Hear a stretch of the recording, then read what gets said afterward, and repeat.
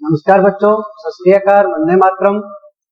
12वीं कक्षा के भूगोल विषय का 5वां अध्याय अपना पहली क्लास में हमने शुरू किया था, जिसका विषय है जनसंख्या, प्रवास एवं मानव विकास। तो जनसंख्या प्रवास के बारे में बात कर रहे थे अपने, जिसमें जनसंख्या प्रवास की संकल्पना, जनसंख्या प्रवास के प्रकार और जनसंख्या प्रवास के पक्ष, जिसमें अलग अलग पक्षों के बारे में आपने बात की थी। और फिर हमने प्रवास के मुख्य जो प्रकार हैं, जैसे अंतरराष्ट्रीय और अंतरदेशीय, इनके बारे में बात की थी। और इन्हीं प्रवास के बारे में बात करते हुए हमने यूरोपीय प्रवास के बारे में चर्चा की थी, विश्व का मानचित्र बनाकर। अब अपने उष्णकटिबंधीय क्षेत्र के प्रवास के बारे में बात करते हैं। यूरोपीय प्रवास के बारे में बात की थी, जिससे यूरोप के जो उत्तरी पश्चिमी भाग था, वहां से लोग निकल करके कहाँ आए, दूसरे महाद्वीपों के अंदर आकर के रहने लगे, जैसे उत्तरी अमेरिका, दक्षिणी अमेरिका, अफ्रीका, एशिया, है ना, इन क्षेत्रों में गए। अब उष्णकटिबंधीय क्षेत्रों से प्रवास हुआ, कैसे हुआ कि जो उष्णकटिबंधीय क्षेत्र थे, उष्णकटिबंधीय जो क्षेत्र थे उनके अंदर, जैसे उष्णकटिबंधीय क्षेत्र के अंदर कौन से आते हैं, जैसे एशिया महाद्वीप है ना, एशिया महाद्वीप का जो दक्षिणी पूर्वी भाग है, वहां के जो लोग थे, एशिया महाद्वीप के दक्षिणी पूर्वी भाग के जो लोग थे, जो अभी विश्व मानचित्र में अपने द्वारा बनाएंगे, द्वारा भरेंगे, उनमें क्या था कि एशिया महाद्वीप के दक्षिणी पूर्वी क्षेत्र के लोग कपास के लिए, गरम मसालों के लिए, चावल की खेती के लिए, है ना, और तंबाकू की खेती के लिए, कहवा की खेती के लिए, चाय की खेती के लिए, वो लोग उत्तरी अमेरिका और दक्षिणी अमेरिका के कुछ ऐसे क्षेत्रों में जाकर के, उष्णकटिबंधीय क्षेत्रों में जाकर के वहां खेती करने लगे और वहां जाकर स्थायी निवास बनाया उन्होंने। तो ये तो थी एशिया महाद्वीप के उत्तरी पूर्वी क्षेत्र के कुछ ऐसे उष्णकटिबंधीय क्षेत्र के लोग थे, जो उष्णकटिबंधीय क्षेत्रों के अंदर गए, जहाँ खेती की। कुछ ऐसा हुआ कि अंग्रेजों ने जब अपने ऊपर शासन किया, जो यूरोपीय लोग थे, अंग्रेज थे, उन्होंने यहाँ से जो गुलाम देश थे, वहां से कुछ बंधुआ मजदूर बनाए और उन मजदूरों से वहां ले जाकर के उष्णकटिबंधीय क्षेत्रों के अंदर मजदूरी करवाने का काम शुरू किया, और वो मजदूर वहीं के जाकर के होकर के रह गए, वहीं बस गए वो।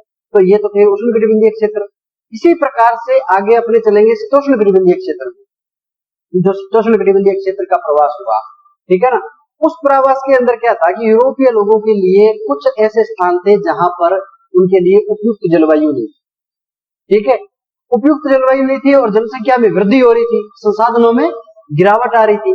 इसलिए वो लोग संयुक्त राज्य अमेरिका के अंदर गए, कनाडा में गए, दक्षिण अफ्रीका के अंदर गए, ऑस्ट्रेलिया में गए, न्यूजीलैंड में गए, वहां जाकर के स्थायी तौर पर वो लोग बस गए उन क्षेत्रों के अंदर। तो ये था उष्णकटिबंधीय और शीतोष्णकटिबंधीय। अब इनको करने के लिए अपने सबसे पहले बनाएंगे यहाँ पर क्या, विश्व का मानचित्र। और विश्व का मानचित्र आप लोग देखिए और मेरे साथ साथ में बनाइए। बनाओ, शाबाश, बहुत अच्छे बच्चे हो आप लोग सारे के सारे। तो विश्व का मानचित्र बनाओ, उसमें दर्शाओ। एक चीज ध्यान रखना, हमेशा पिक्चर की तरह अगर आप बना करके दिमाग में उतार लेते हो, जैसे आप फिल्म देखते हो, कोई सीरियल देखते हो, अखबार पढ़ते हो, तो उसमें क्या होता है, एकाग्रता रहती है आपकी। तो जब आप विश्व का मानचित्र अगर हम लोग बनाएंगे तो इसमें हमारी एकाग्रता रहेगी, और विश्व के मानचित्र के द्वारा अगर हमने एक बार याद कर लिया तो ये सारी की सारी बातें आपके एकदम कंठस्थ हो जाएगी। तो सबसे पहले अपने विश्व का मानचित्र बनाते हैं। बिल्कुल मेरे साथ में इस प्रकार से ढीले हाथों से विश्व का मानचित्र बनाइए। ये बन गया अपना, है ना, तो देर नहीं लगेगी।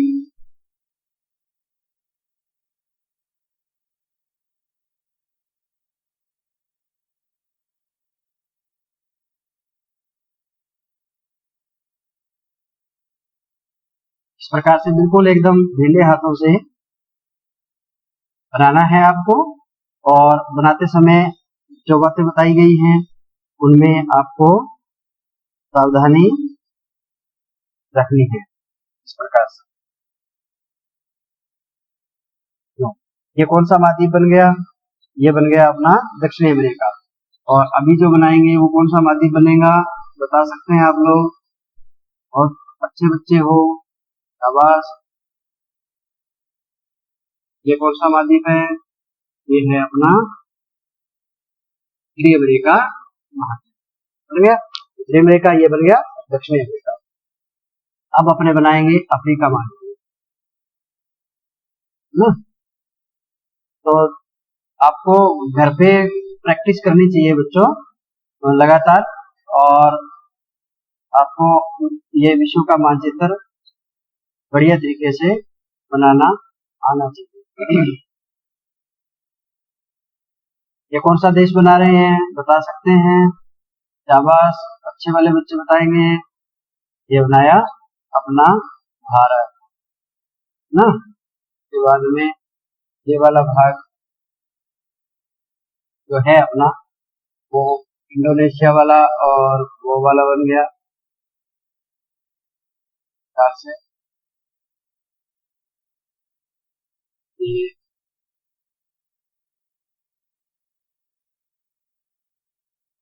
ये आगे दिखाई नहीं देगा, शायद स्क्रीन में नहीं आएगा, इसलिए मैं इसको थोड़ा सा छोटा कर रहा हूँ इस प्रकार से अपने को है ना। ये अपना अफ्रीका महाद्वीप आ गया। अफ्रीका महाद्वीप का है ये भूमध्य सागर बनाएंगे अब अपने, है ना। यहाँ पर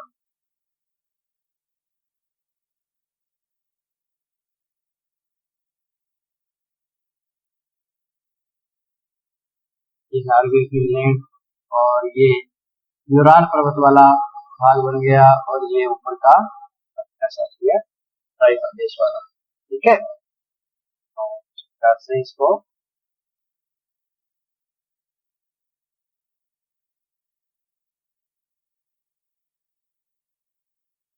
फिनलैंड बन गया, ये मेडागास्कर, ये श्रीलंका, जावा, सुमात्रा और बाली और फिलीपींस द्वीप समूह है, जापान के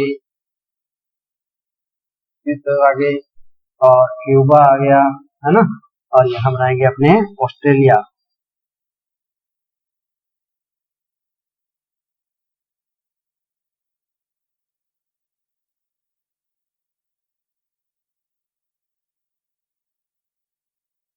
इस प्रकार से ऑस्ट्रेलिया महाद्वीप बनाएंगे अपने बढ़िया तरीके से।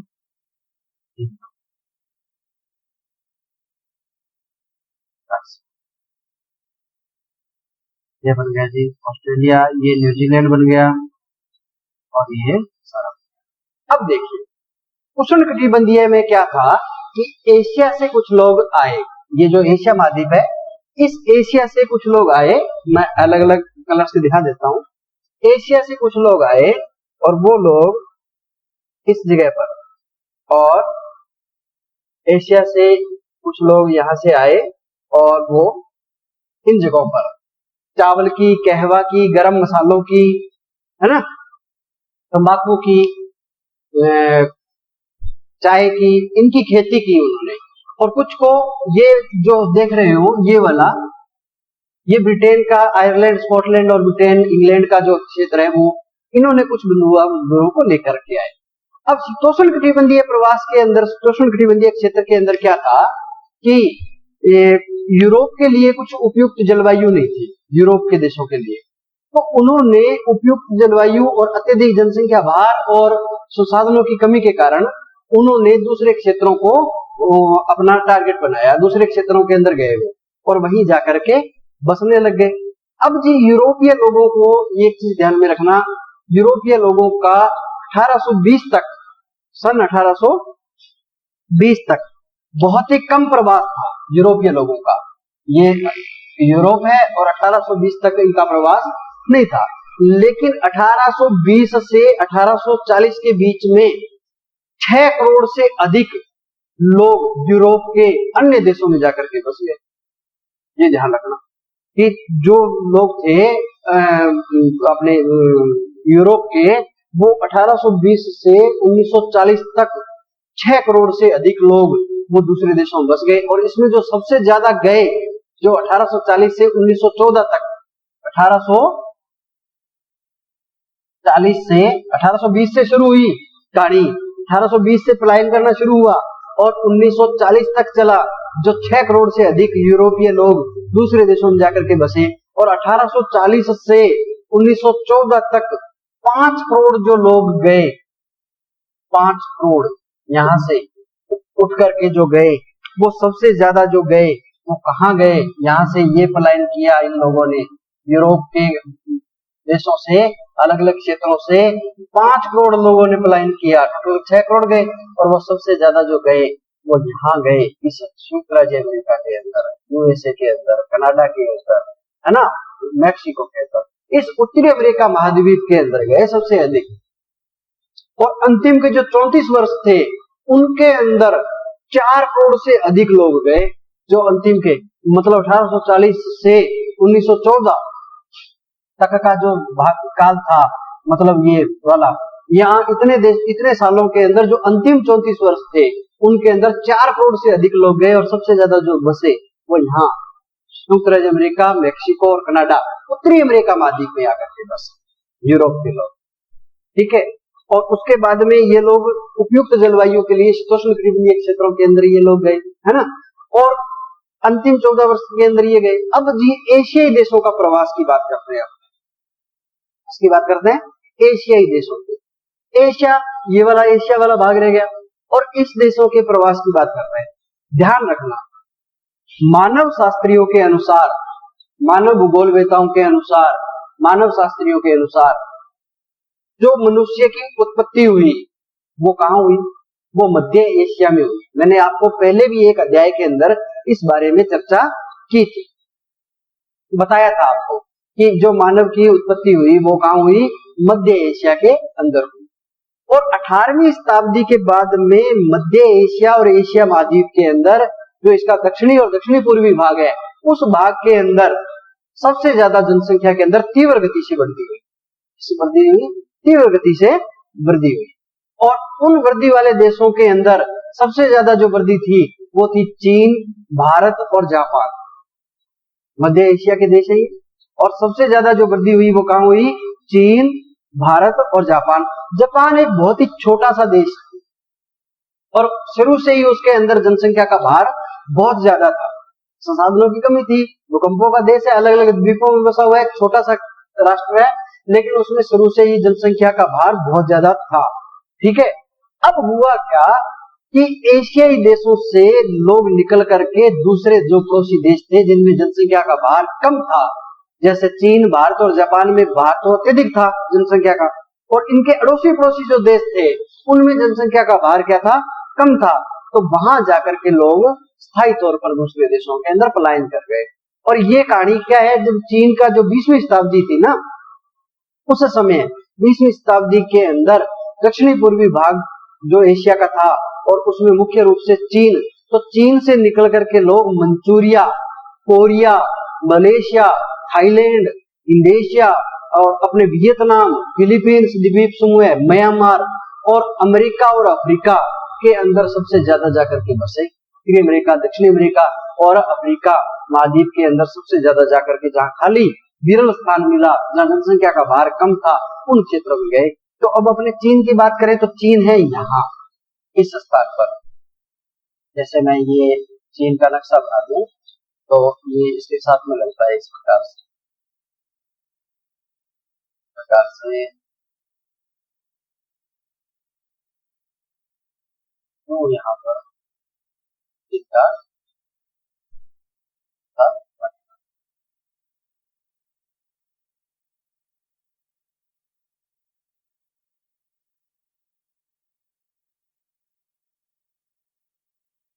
इस प्रकार, इस चीन से लगभग इस प्रकार से है चीन का नक्शा, वैसे व्यवस्थित तौर पर बन सकता है।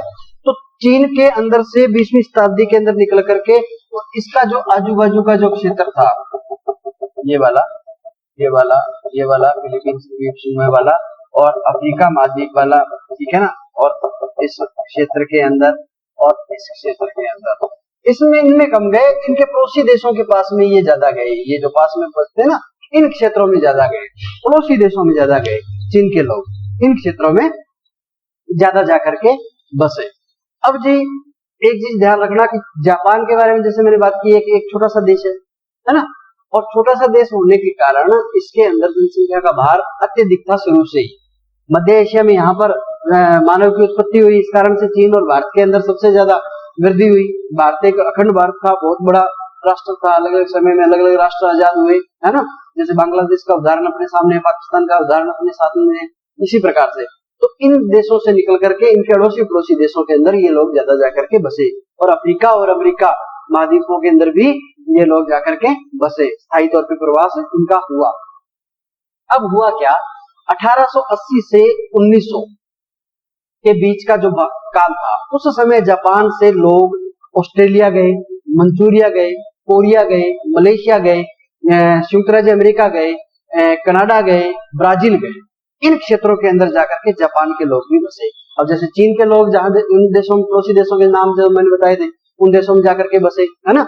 जैसे मंचूरिया है, मंगोलिया है, कोरिया है, मलेशिया है, थाईलैंड है ना, इंडोनेशिया है, वियतनाम है, कंबोडिया है ना, अमेरिका है, अफ्रीका है, इन महाद्वीपों में गए। इसी प्रकार से जापान के लोग भी हवाई द्वीप अपने यहाँ इस प्रशांत महासागर के अंदर इस स्थान के ऊपर है, जो संयुक्त राज्य अमेरिका का भाग है, इस स्थान के ऊपर है हवाई द्वीप। तो इसका जो संयुक्त राज्य अमेरिका के अंदर जो 50 राज्य हैं, उनमें से एक तो अलास्का ये रह गया, जिसके क्षेत्र से मुख्य भूमि से बाहर, और एक हवाई द्वीप ये बाहर रह गया।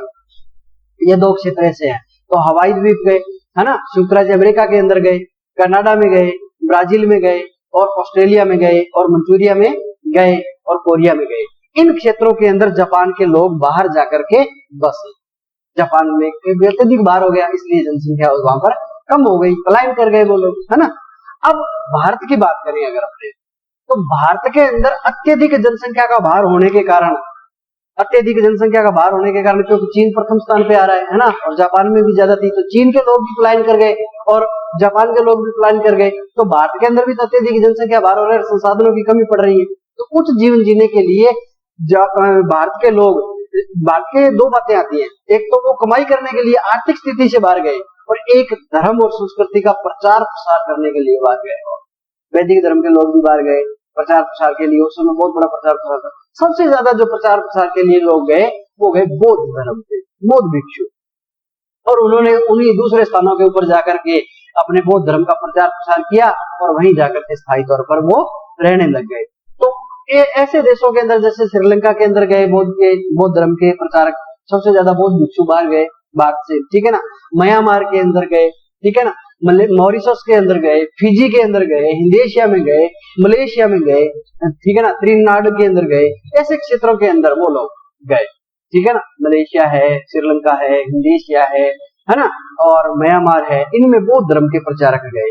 फिर क्या हुआ कि भारत के ऊपर अंग्रेजों ने शासन किया, औपनिवेशिक काल आया, अंग्रेजों ने शासन किया। अब अंग्रेजी शासन आने के कारण भारत गुलाम हो गया। तो अंग्रेजों को क्या थी कि कुछ ऐसे क्षेत्र थे जहां पर व्यापार के लिए उनको जहाज चलाने के लिए, जहाज का जो चप्पू होता है उसको चलाने के लिए उनको मजदूरों की आवश्यकता पड़ती थी। इनको अंग्रेजों को दूसरे देशों से व्यापार करने के लिए, तो कुछ ऐसे भारत की ऐसी बहुत प्रसिद्ध थी, विश्व प्रसिद्ध चीजें थी, वस्तुएं थी, जिनको भारत से लेकर के जाता था, और बाहरी देशों से कुछ चीजें भारत के अंदर लाता भी था, ठीक है ना, व्यापार के लिए। तो वो व्यापार के लिए जब जहाज चलाते थे, तो उनको जहाजों को चप्पू चलाने के लिए और इस तरह के काम के लिए उनको मजदूरी करवानी पड़ती थी। दूसरे राष्ट्रों के अंदर खेती करवाने के लिए, जैसे गरम मसाला, चावल, कहवा, कॉफी, चाय, इनके बारे में मैंने पहले बात की थी, उनके लिए इनको मजदूरों की आवश्यकता पड़ती थी। तो अंग्रेज लोग क्या करते थे कि अपने गुलाम बना करके, अपने दास बना करके, और मजदूरी के लिए दूसरे देशों के अंदर उन लोगों को लेके गए, और वो लोग फिर वापस कभी भी अपने देश में नहीं आए। जो अंग्रेजों के गुलाम बन करके गए, वो लोग वापस अपने देश में नहीं आ पाए, कारण कि वो या तो मर गए और या वहीं अपना स्थायी निवास उन्होंने बना लिया। इस प्रकार से उनका क्या है, भारत के अंदर भी उनका प्रसार हुआ। तो ये था अंतरराष्ट्रीय प्रवास। क्या था, जैसे यूरोपीय प्रवास हुआ, है ना, उष्ण कटिबंधीय प्रवास हुआ, शीतोष्ण कटिबंधीय प्रवास हुआ, और शीतोष्ण कटिबंध के अंदर जैसे फिर आपने चीन, भारत और इसका प्रवास हुआ, है ना। तो ये क्या था, भारत का जो था वो प्रवास था। अब इसके बाद में जो अंतरदेशीय प्रवास आता है, उसमें क्या होता है, हरियाणा से यूपी में चले गए, यूपी से हरियाणा में आ गए। इनमें एक चीज और आएगी, इन प्रवासों में जो अंतरदेशीय प्रवास होते हैं, ये विश्व का मानचित्र में एक बार मिटा रहा हूं। विश्व अंतरदेशीय जो प्रवास होता है, उसमें क्या होता है कि थोड़ा सा अंतर है। एक बात पे गौर करना आप। वो गौर करने वाली बात यह है कि अंतर्देशीय प्रवास में एक प्रकार होता है, जैसे गांव से गांव में प्रवास, गांव से नगर में प्रवास, ठीक है, नगर से नगर में प्रवास, ठीक है, और नगर से गांव में प्रवास, ये भी होता है। अब सुनो कैसे, जैसे मान लो कोई एक गांव है, ठीक है, कोई एक गांव है, जैसे अपने गंगानगर के पास में नाथावाली लगता है, उस नाथावाली गांव से खड़े होकर के कोई व्यक्ति और जयपुर के पास में कोई गांव लगता है, वहां जाकर के बस गए, तो ये क्या हुआ, गांव से गांव का पलायन हुआ। या पंजाब का जैसे शेरे वाला गांव है, शेरगढ़ गांव है, तो वहां नाथावाली से या पन्नी वाली है ना, या लालगढ़ जाटान है, ऐसे क्षेत्रों से, जैसे छापावाली है, लालबाई है ना, ऐसे क्षेत्रों से शेरगढ़, शेरेवाला, इधर पट्टी, है ना, गदरखेड़ा, इधर कोई आकर के कोई गांव में बस गए, है तो वो राष्ट्र का ही ना। ये अंतरराष्ट्रीय प्रवास है कि वो एक राष्ट्र से एक राष्ट्र के अंदर ही प्रवास कर रहे हैं, कि राजस्थान से उठ करके, अब जैसे राजस्थान का पन्नी वाले गांव से या लालगढ़ जटान गांव से उठा कोई व्यक्ति और वो पंजाब के शेरगढ़ या शेरेवाला गांव के अंदर जाकर के बस गया, तो वो कहाँ गया, गांव से गांव में गया, क्योंकि वहां पानी की मात्रा ज्यादा है, खेती अच्छी होती है, फसलें अच्छी होती है, इसलिए वो वहां जाकर के बस गया, है ना। अब हुआ क्या, कई बार ये होता है कि गांव से उठ करके नगर में चला गया, जैसे कि लालगढ़ से, पन्नीवाली से, या मुंबड़ से, या गदरखेड़ा से, या मान लो जैसे मोरजंड खारी से, या पक्का सारना से, ऐसे गांवों से खड़ा हुआ व्यक्ति और गंगानगर जाकर के बस गया, या बीकानेर जाकर के बस गया, या जयपुर जाकर के बस गया, तो वो क्या हुआ, गांव से नगर में हुआ। नगर से नगर, श्री गंगानगर जो है उसमें रह रहा था कोई व्यक्ति, छोटा है, डिस्ट्रिक्ट है ना, और वो अपने यहाँ जयपुर राजधानी में जाकर के बस गया, चंडीगढ़ जाकर के बस गया, तो वो क्या हुआ, नगर से नगर में चला गया, ठीक है ना। वो नगर से नगर के अंदर, छोटे नगर से बड़े नगर के अंदर चला गया वो, है ना, अपनी सुविधाओं के अनुसार, अपने बिजनेस के लिए, इस प्रकार से भी पलायन हो सकता है, प्रवास हो सकता है। कई बार क्या होता है, नगर से गांव की ओर पलायन होता है, ठीक है, अनूठी बात है ना, गांव, नगर से गांव की ओर। देखो, गांव से नगर की ओर जा रहे हैं वो बात जसरी है, गांव से गांव की ओर जा रहे हैं वो बात जसरी है, नगर से नगर की ओर जा रहे हैं, लेकिन नगर से गांव की ओर क्यों जा रहे हैं, कई बार नगर इतने बढ़ोतरी हो जाती है, इतने ज्यादा बढ़ जाते हैं कि वह गंदी बस्तियां विकसित होने लग जाती है, पर्यावरण की समस्या आने लग जाती है ना, गंदगी फैलने लग जाती है, महामारियां फैलने लग जाती है। तो फिर जो बड़े, जो अच्छे औद्योगिक घरानों से, या कोई अच्छी बिजनेसमैन है, या अच्छा नौकरी में है, तो वो क्या करेगा, वो ये सोचेगा कि नगर के बिल्कुल पास में लगता ही कोई गांव ऐसा हो जहाँ शुद्ध वातावरण हो, प्राकृतिक वातावरण हो, वहां जाकर के रहे, खुली जगह के अंदर, क्योंकि ये तो भीड़ भाड़ वाला एरिया हो गया, जगह कम पड़ गई, भीड़ भाड़ वाला एरिया हो गया बहुत ज्यादा, और वो खुले स्थानों के ऊपर जाना चाहता है, जैसे श्री गंगानगर से निकल करके और अपने नाथावाली में आ गया, बिथलिया वाली में आ गया, कालूवाड़ा में आ गया, वो उसके नगरीय क्षेत्र में ही आता है सारा, ठीक है ना।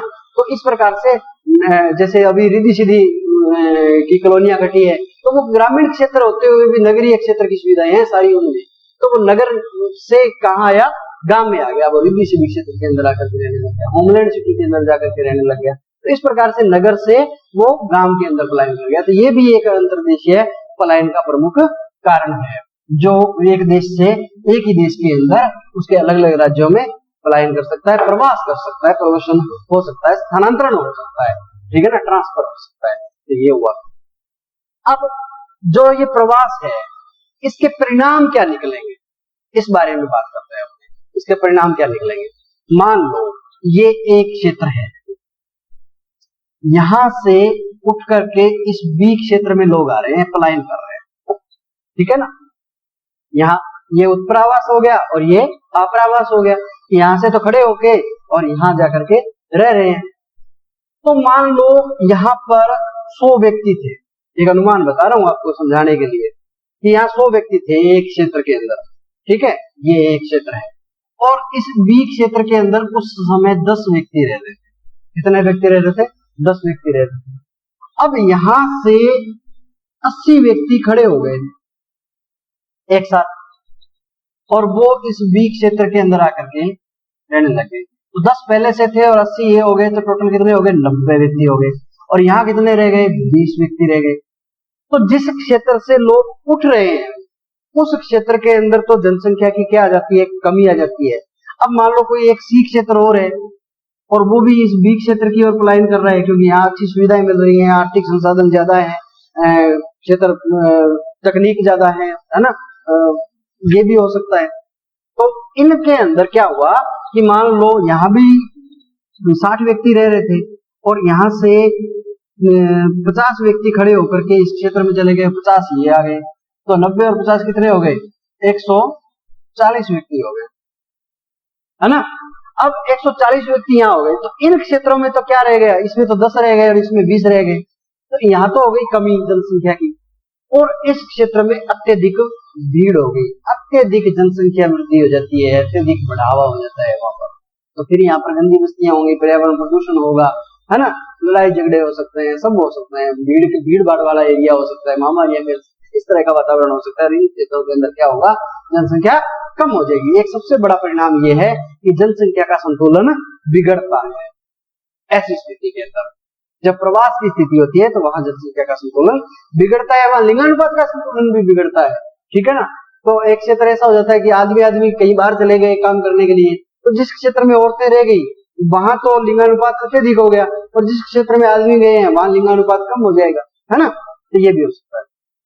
दूसरा, संस्कृति का प्रचार प्रसार होता है इसके परिणाम से, कि एक जगह से जो आदमी जाता है वो अपने साथ में अपनी संस्कृति लेकर के जाता है और वो वहां जाकर के नई संस्कृति के बारे में सीखता है, और वहां से जब वापिस आता है तो वहां की संस्कृति लेकर के आता है। तो संस्कृति का प्रचार प्रसार भी होता है ऐसे क्षेत्र के अंदर।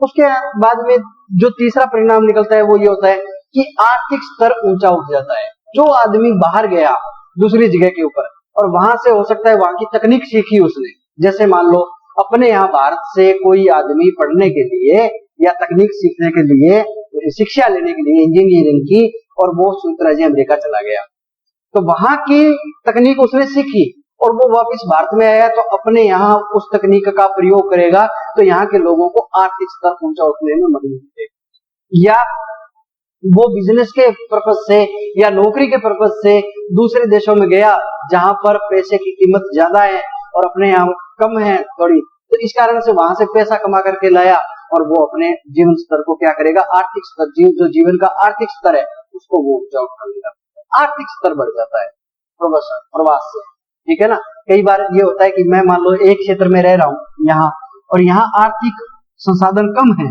और बी क्षेत्र के अंदर आर्थिक संसाधन ज्यादा है, तो मैं यहाँ गरीबी में रह रहा हूँ, निम्न श्रेणी में रह रहा हूँ आर्थिक स्तर से, और जब मैंने बी स्तर के अंदर पलायन कर लिया, प्रवास कर लिया और यहाँ जाकर के मैंने खेती करना प्रारंभ किया, अच्छी उपजाऊ मिट्टी थी, पानी की पर्याप्तता थी, तो ऐसे क्षेत्र के अंदर मेरा आर्थिक स्तर क्या होगा? बढ़ जाएगा। पशुपालन किया, उद्योग लगाया, कोई भी हो सकता है वो, ठीक है ना, तो उसमें आर्थिक स्तर ऊंचा उठता है आदमी का। दूसरा एक परिणाम एक और भी आता है, उसमें यह आता है कि इनमें समस्याएं बढ़ जाती हैं। कई बार समस्याएं बढ़ जाती हैं, जैसे प्रदूषण की समस्या बढ़ गई, क्षेत्र की समस्या बढ़ गई, कि समस्या क्षेत्र कम पड़ गया, जनसंख्या ज्यादा हो गई और क्षेत्र कम पड़ गया, बहुत भीड़ भाड़ वाले क्षेत्र हो गए, लड़ाई झगड़े होने लग गए, राजनीतिक प्रभावी हो गए, है ना, राजनीतिक कारण हो गया, या कोई युद्ध स्तर की कोई ऐसी संभावनाएं होगी। ऐसी स्थिति के अंदर फिर प्रवास के परिणाम खतरनाक निकलते हैं। उनमें क्या होता है कि कई बार समस्याएं बढ़ भी जाती हैं और कई बार समस्याएं कम भी आ जाती है। कई बार ये होता है कि इस एक क्षेत्र के अंदर जैसे मान लो संख्या कम हो गई, बी इस सी क्षेत्र में संख्या कम हो गई और बी में तो अत्यधिक बढ़ी, तो यहाँ तो क्या है? बेरोजगारी की, भूखमरी की, इनकी समस्या पैदा होने लगी, संसाधन कम होने लग गए, है ना, संसाधनों की कमी आने लग गई धीरे धीरे, पानी की समस्या आ गई, है ना, पानी पीने का पानी नहीं मिल रहा है, बताओ, भीड़ बहुत बढ़ गई एकदम से। लेकिन इन क्षेत्रों के जो संसाधन है इनका विकास नहीं हो पाएगा, क्योंकि यहाँ संख्या रही नहीं, घट गई, तो यहाँ जो संसाधन है इनका उपयोग कौन करेगा? और यहाँ पर इस समस्या आ गई, तो बेरोजगारी की समस्या आ सकती है, शिक्षा स्तर गिर सकता है, अत्यधिक भीड़ भाड़ होने से वहां पर झगड़े हो सकते हैं, सुरक्षा का खतरा हो सकता है, ठीक है ना, और पर्यावरण की समस्या आ सकती है, पर्यावरण प्रदूषण हो सकता है, सबसे ज्यादा फैल सकता है। महामारियां भी फैल सकती है ना, रोग फैलने का ज्यादा डर रहता है, गंदी बस्तियां ज्यादा बनने का डर रहता है। तो इस प्रकार से ये परिणाम बहुत खतरनाक निकलते हैं। और सबसे बड़ा जो परिणाम है वो ये है कि जनसंख्या का संतुलन स्थिर नहीं रहता। तो ये थे इसके जनसंख्या प्रवास के परिणाम। अब देखो एक बात थोड़ा सा कि जनसंख्या प्रवास के अंदर हमने सबसे पहले क्या किया, जनसंख्या प्रवास की संकल्पना के बारे में बात की। उसके बाद में हमने जनसंख्या प्रवास के क्या पढ़ा, हमने जनसंख्या प्रवास के बारे में उसकी संकल्पना पढ़ने के बाद में उसके पक्ष पढ़े कि कौन से पक्ष के अंदर कैसे क्या हो सकता है, जैसे देश पक्ष हो सकता है, समय पक्ष हो सकता है, काल पक्ष हो सकता है ना, स्थिरता पक्ष हो सकता है, संख्या पक्ष हो सकता है, कोई भी हो सकता है, कारण पक्ष हो सकता है। उसके बाद में हमने इसके मुख्य प्रकारों के बारे में बात की, है ना, जो जैसे उत्परावास आया, अपरावास आया, और उसके बाद में हमने राष्ट्रीय अंतरराष्ट्रीय इन स्तर की बात की। उसमें जैसे यूरोपीय आया, है ना, एशियाई आया, शीतोष्ण आया, उष्ण कटिबंध में आया, है ना, और फिर भारत की स्थिति के बारे में बात की, जो देशीय प्रवास है जिसमें नगर गांव, गांव से नगर, इस प्रकार से हमने बात की, और फिर इसके प्रवास के परिणाम देखे। तो ये था हमारा प्रवास का मुख्य टॉपिक, जिसके बारे में हमने जनसंख्या प्रवास के बारे में बात की। और अब अपने अगला जो टॉपिक करेंगे, अगली बार जो कक्षा में अपनी बात करेंगे, वो करेंगे मानव विकास के बारे में, कि मानव विकास कैसे होता है, मानव विकास के अंदर क्या क्या चीजें शामिल की जाती हैं, इनके बारे में अपने अगली क्लास में चर्चा करेंगे। आज अपने इतना ही। Thank you.